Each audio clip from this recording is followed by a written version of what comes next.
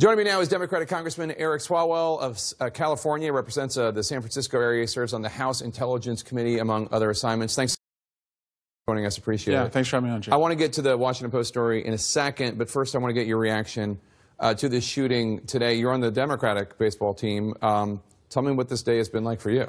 Awful. You know, just awful. I play on the Democratic side. You get up early, you go to practice, and you never think that something like this could happen. You know, we see police cars out there from time to time, and, you know, we always joke, like, you know, who would, you know, come attack us this early in the morning, and now you see why they're there. So we're all just hopeful that, you know, the majority whip, his staff and the officers recover, and that tomorrow night we can come together for a good cause, and hopefully, you know, this can be a bridge to more working together in the future. The shooter's Facebook feed was full of a lot of anti-Republican rhetoric, anti-Trump rhetoric, much of it reposted. He wrote, "Trump is a traitor. Trump has destroyed our democracy. It's time to destroy Trump and company. Also, Trump is guilty and should go to prison for treason." To be frank, it's the kind of thing you might see on poster boards at a resistance rally.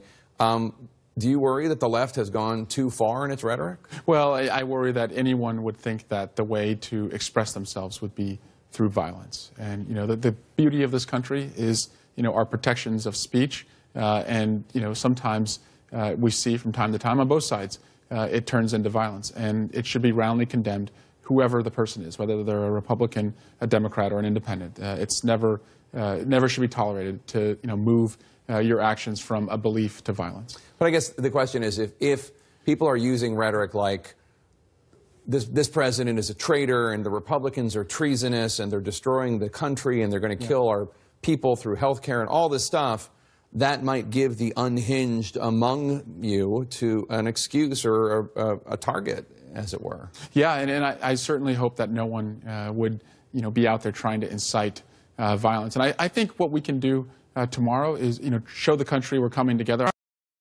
20 years old as an intern when September 11th happened. I remember being sent home and then watching Congress stand on the steps and, you know, hold arms and sing "God Bless America." And, you know, that's a moment I'll never forget. Today, we went to the Capitol Visitor Center and prayed together, hand in hand. And, you know, I think there's more gestures like that we could do to, you know, just calm the tone around Washington.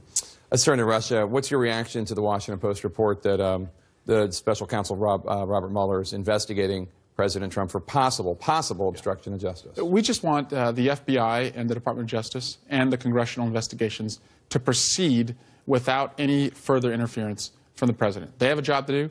We have a non-criminal but important job to understand, you know, just what Russia did, whether any U.S. persons were responsible, and what we can do to make sure it doesn't happen again. The president at every turn seems to kind of rear his way in, obstruct, and disrupt, and he needs to get out of the way. And, you know, let Special Counsel Mueller report back to the American people whether anyone in the U.S. was responsible, whether the president, if this is true, obstructed justice. But what we cannot have is any further involvement by the White House. Are you concerned at all about the leaks? The president's a spokesman for the president's attorney, Mark Kasowitz, talked about how it's outrageous. He didn't deny the investigation, but he said it's outrageous that the FBI or whoever is leaking. Are you upset about the leaks? And also, aren't you worried that it might give the president a predicate to fire Bob Mueller, as it might be his, you know, his right under the Constitution? The yeah, leaks are bad. To order Mueller to be fired, rather. Yeah, leaks are bad, and, you know, the Department of Justice has a responsibility to investigate that, and,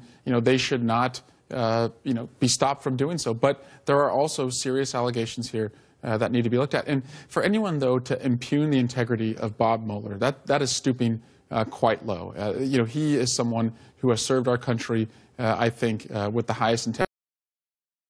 And at least at this point, I don't see any reason why he shouldn't, at this point, be allowed to go forward. And the president should state unequivocally that he will not fire Bob Mueller, despite what his friends are peddling right now. Is there actually a case, do you think, that the president obstructed justice? Let me give you the Trump defense from people who support the president. They say, if he did in fact say, "I hope you can see your way towards letting this thing go with Mike Flynn," it obviously wasn't serious enough that Comey felt like he needed to do it, and saying "I hope" is not do it. There's wiggle room there. Yeah. There's nuance. Yeah. So first I'll say this about Comey. The president intimated that he had tapes.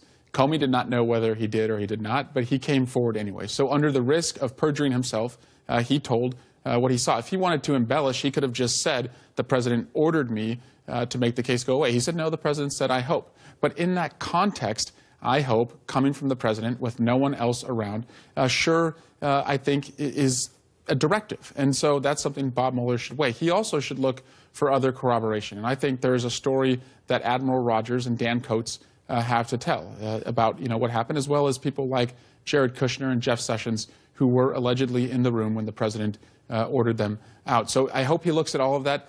I miss being a prosecutor in the courtroom, but this is one that I'm going to leave to Bob Mueller and trust that they'll report back to the American people. What position are you playing tomorrow night? I'm usually designated as the runner for my fresh legs, not for my glove or my bat. So anyone that needs a pinch runner, I'll be there ready to go. Right. Congressman, good to see you. Yeah, Good luck tomorrow. Yeah, thanks.